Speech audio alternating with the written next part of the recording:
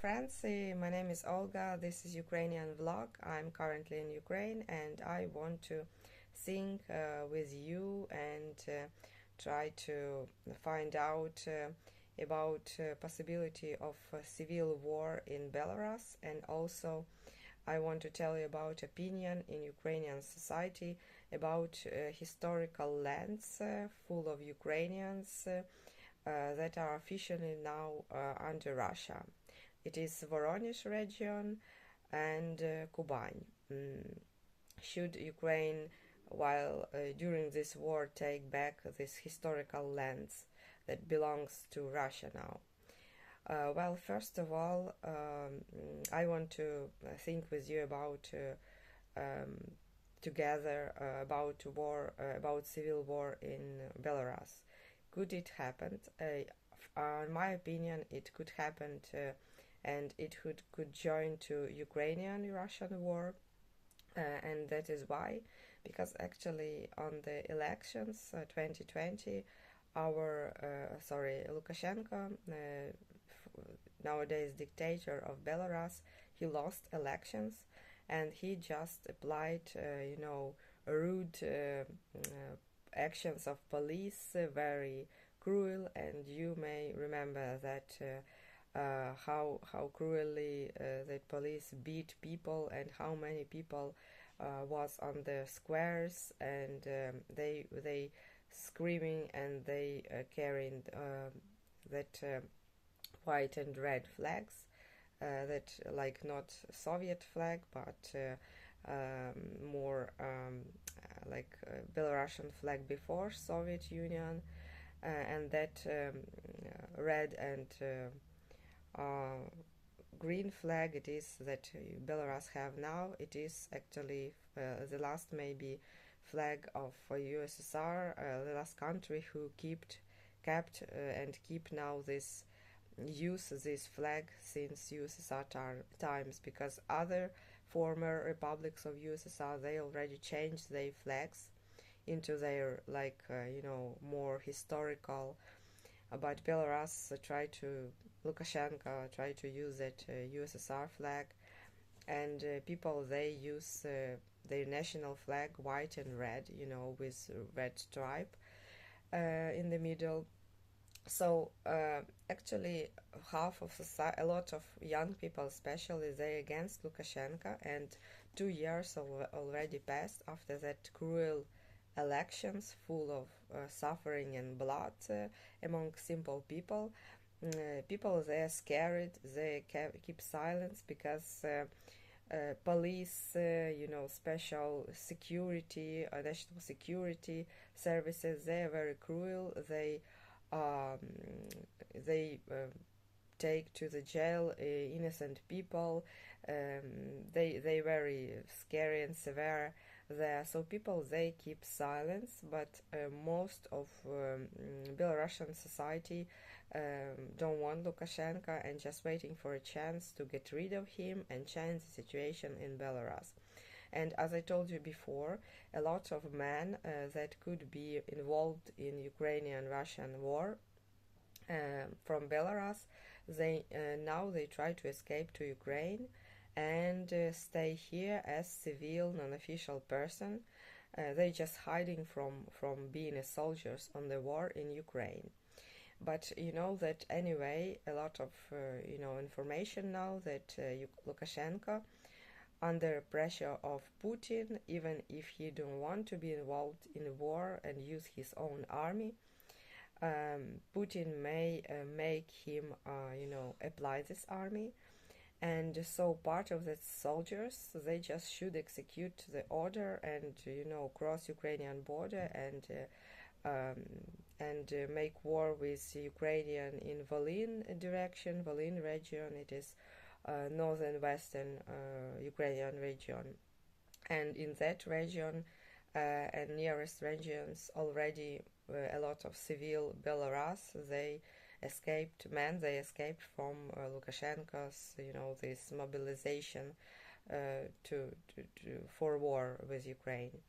So maybe they didn't want to make war, but they will have to take weapon and to, you know, like we already have some Belarusian legion in like in a part of as a part of Ukrainian army now. As a we have Georgian legion and international legion. So there is Belarus. Sorry, there are Belarus people who are fighting on the side of Ukraine against Russia, but they fighting against Russia, not fighting against their own country. But if Belarus will be a, you know, side in war, officially, I mean, using their Belarusian army and soldiers, that means that half of Belarusians will be a side on the side of Ukrainian country, and other Belarusians will be on the side of Russian army. And it means that Belarusian people will make more war with each other, and also a lot of maybe half of that soldiers, they are official soldiers, and they should be, you know, execute the orders. They don't want actually make war with Ukraine, and actually they do not support Lukashenko. So they may change, you know, not change, but like how to say, use their weapon against Lukashenko, against that services that support Lukashenko, against police, against that part of army that support Lukashenko. So it means that in Belarus could appear civil war in, you know, these few years. So this conflict may be not between two countries, but also in Belarus too, unfortunately. What about Ukrainian situation, war in Ukraine? And now our soldiers, they're fighting for Zhytomyr highway. It is a road, it is one of the main road from Kiev to Zhytomyr to Volyn and to Warsaw, to the west, I mean.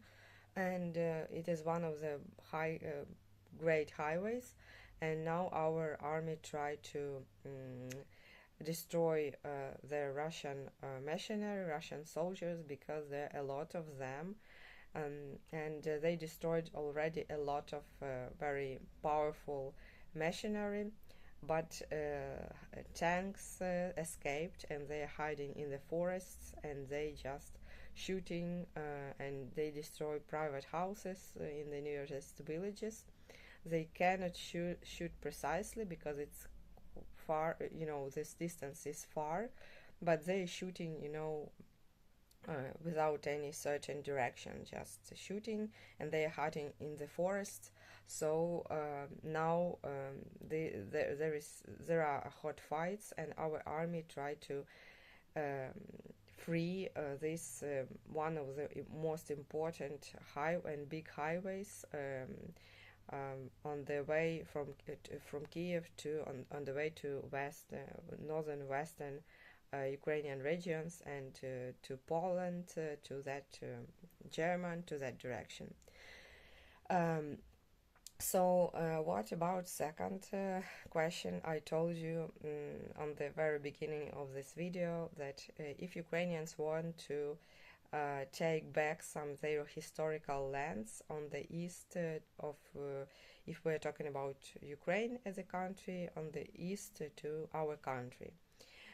Thing is that territories like Voronesh, like some part of Belgorod, also Kuban, they full of Ukrainians, and people there, they actually, especially old people or elder generation, because young people, I think they use Russian language because they like you know, more used to change and you know, as any young generation, they change their habits, but elder generations, they used to stay and do not change what they used to, you know. For example, language, it is really hard to them to change language. So still there. People use Ukrainian language, or even Russian with plenty of Ukrainian words. And for example, Voronesh and part of Belgorod region, it was Ukraine. It was part of Ukraine in at the beginning of 20th century. And when USSR USSR appeared, I don't remember exactly that events, but in the very beginning of 20th century, that lands, Voronesh and part of Belgorod, become a Russian territory. But there still a lot of Ukrainians and Ukrainian-speaking people, and they quite close to Ukraine, and a lot of Ukrainians know that Voronesh, it is a Ukrainian city. I mean that with Ukrainian traditions and influence, and still it is. Of course, now it's like have influence on of Russian, culture, of Russian language, but as I told you, it is more connected with some people, Russians who moved to Voronezh, or young generation. And what about Kuban? Kuban, it is completely Ukrainian lands, historical lands, and most of people who are living there, they come from Poltava region. It is central Ukraine, and they moved because of some also wars or some process. I don't remember now what caused them to move out from Poltava region. Maybe there was like free lands without any bills, without something that more free life there could be. So people moved from Poltava region mostly to Kuban, and so Kuban and Taganrog, as Chekhov, famous Russian literature person and writer, told, I am from Taganrog, the Ukrainian city. So he thought that actually Taganrog, it's one of the cities on Kuban, is Ukrainian city. And actually on the beginning of 20th century, it was Ukrainian People Republic and Kuban People Republic, and they actually were very close, and it was a part of Ukraine. So now, as we have war with Russia, a lot of people, not a lot, but some people, they talk to about that, if we should take back these lands, and a lot of discussions about that. Not all support that, but some of people may support, and here is why. Because I think that most of people here, they do not want to take new lands, like Russia. They want to take new lands, conquer someone, steal this land from the neighboring countries, and make that it's their lands. In Ukrainian society, we do not have such opinion that we should collect, lands from other countries and say that it is ours lands, because actually all these things, they are in the past. And of course, if you will look on the map and look on the history of some neighboring countries, they will also have some territories that could be included in this country or that country, because was a lot of wars in history. In some lands they belonged to, for example, Ukraine, then they belong to other country, neighboring country, and it is normal. And if we will change the border now, will be a lot of blood, will be a lot of suffering of the people, because it will be war, will be a lot of hate between countries. And I think that's why people here in Ukraine, and me personally, I don't want to make this, because it is all history. and we do not need, change the borders and take collect this, nearest lands that there, some historically living Ukrainians, for example. Let it be like it is now. But in the case with Russia, as we have war now, and Russia try to collect lands from, not just Ukraine, but from Georgia, from Moldova, from Kazakhstan. Also, they think that northern Kazakhstan is a part of Russia. So, in case of Russia, I think that in some way it could be applied. We should, we not should, but we can take some lands just because for punishment. I don't know, because Russia tried to take lands from neighboring countries, and it make war. So why don't Russia should be punished and lost some lands, especially it is if it is lands of full of Ukrainian, and actually it was historically less than, or maybe 100 years ago it was Ukrainian lands officially. So why don't Ukrainians should take them back? Just because to show Russia that to make wars it is war it is wrong, and they can not win, but also they can lost, and they can lost their lands too. So some of people from that reason here they support this idea that we should take back Voronesh and Kuban, and it is of course this question is really complicated and needs a lot of discussion. But I think that part of people from Ukrainian army and local territorial defense, actually they have such a opinion, part of them, that we should take back Kuban and Voronesh. And maybe if our army will be strong enough and will be successful, I think that they could do not stop on that borders.